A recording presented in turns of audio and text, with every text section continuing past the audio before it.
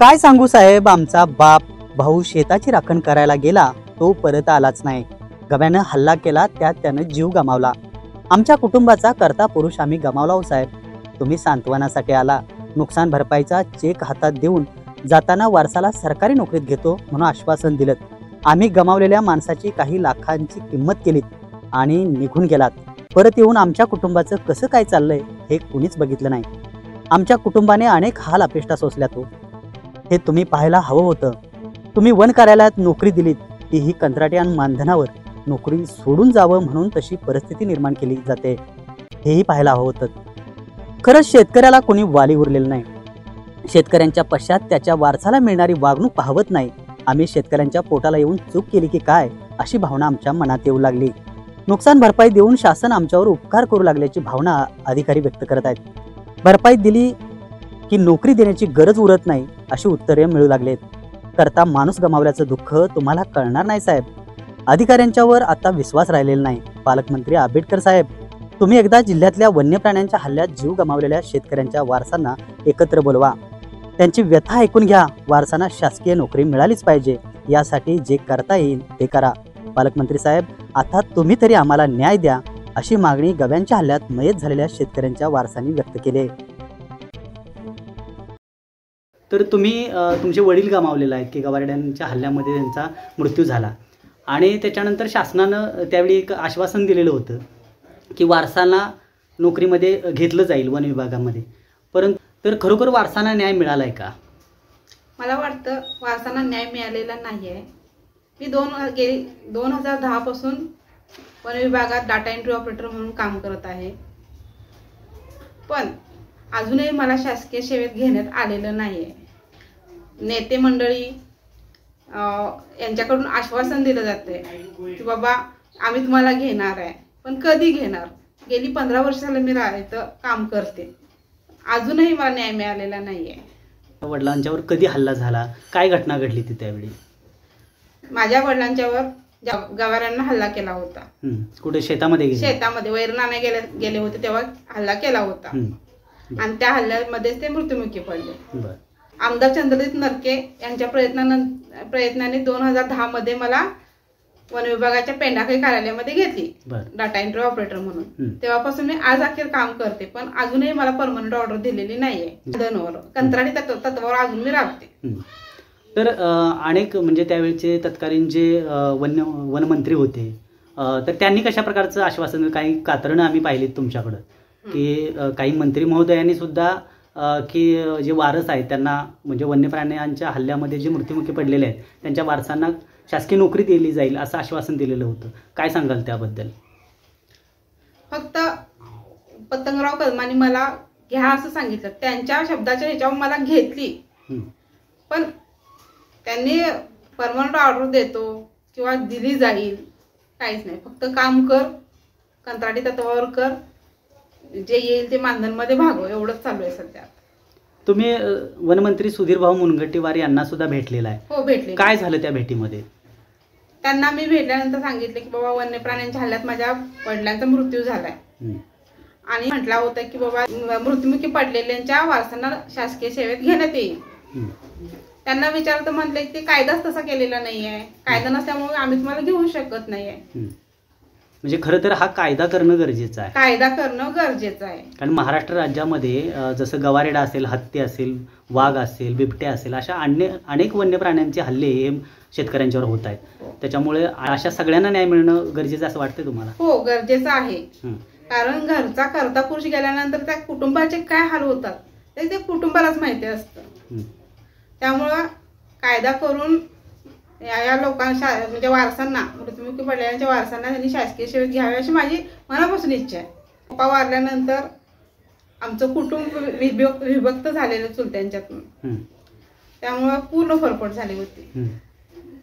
तुम्ही अपंग असताना सुद्धा त्या ठिकाणी कामावर रुजू झाला, तर पहिलं जिथं काम तुम्हाला मिळालं तिथं कशा स्वरूपाचं काम तुम्हाला मिळालं?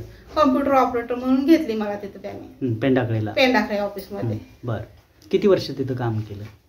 तिथं 2010 ते 2015 पर्यंत मी काम केलेलं. आणि त्यानंतर मी पन्हाळ्याला काम चालू केलं. बरं, मग सध्या कुठं कार्यरत आहात? पन्हाळ्याला. काय म्हणून काम करताय? डाटा एंट्री ऑपरेटर म्हणून. सगळं आतापर्यंत मानधनवरच तुमचं? मानधनवरच, मानधन तत्वावर. आणि त्यातूनही 32 नंबर भरणे असा काही प्रकार नाही केलेला. म्हणजे ही कामाला नाही असं दाखवण्याचा प्रयत्न केला.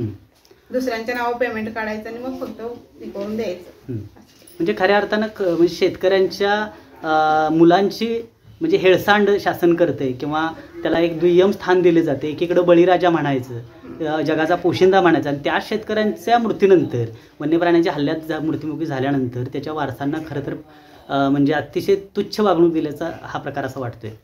हो सर, मलाही तसंच वाटतं की तुच्छ वागणूक दिली जाते. तर तुम्ही हा जो तुमचा जो प्रवास आहे की तुम्ही भरपूर प्रयत्न केले की शासकीय सेवेत तुम्हाला सामावले, अनेकांचे दरवाजे तुम्ही ठोठावलेले, तर शेवटचा पर्याय म्हणून तुम्ही काय केलं? शेवटचा पर्याय म्हणून मी पंतप्रधान मोदींना लेटर लिहिलं. आणि त्याच्यानंतर त्यांनी नागपूरच्या ऑफिसला एक लेटर पाठवले की ह्या प्रकरणाची चौकशी करून आम्हाला तुम्ही हे करा, म्हणजे माहिती द्या म्हणून. पण ते लेटर नागपूरच्या ऑफिसला आल्यानंतर त्यांनी सांगितलं की म्हणजे नोकरीचा विषय बाजूला ठेवला आणि यांना किती मदत केली, आर्थिक मदत, एवढीच माहिती मागून तो विषय क्लोज करण्याचा प्रयत्न केला. म्हणजे वारसांना जर नुकसान भरपाई दिली तर नोकरी द्यायची काही गरज नाही, थोडक्यात असं त्यांच्या डोक्यात आहे. हो, खरं तर त्या नुकसान भरपाई पाहिजे की वारसाला नोकरी पाहिजे, काय वाटतं तुम्हाला?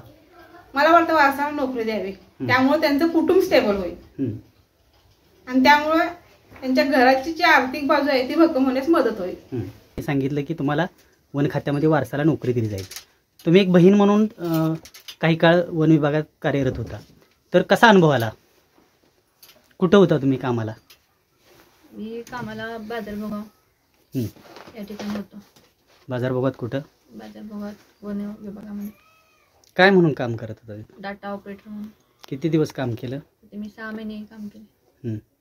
काय मानधन काय दिलं तुम्हाला? मानधन त्यांनी 2च, म्हणजे 6 महिन्यात त्यांनी 2च पगार दिले होते. बरं, कितीचे?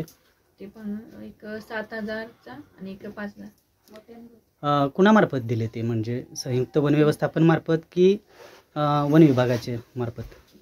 कंत्राटी कामगार असतं, म्हणजे जी त्यांच्या विभागामार्फत जे कामगार असतात, जे मेहनतगारी, त्यांना तेवढ्या काळासाठी नियुक्त केलं जातं. त्यांच्या नावाने टी काढला होता दोन्ही पण. म्हणजे तात्पुरतं काम तुम्हाला दिलं. खऱ्या अर्थानं इथं लोकप्रतिनिधी आले, वरिष्ठ वन विभागाचे अधिकारी आले आणि त्यावेळी आपल्याला आश्वासन काय दिलं होतं नेमकं? की तुम्हाला शासकीय सेवेत घेतो वारसाला म्हणून सांगितलेलं? हो, शासकीय सेवेमध्ये घेतो म्हणून सांगितलेलं. बरं, तर ते काय पाळलं गेलं नाही? नाही गेलं.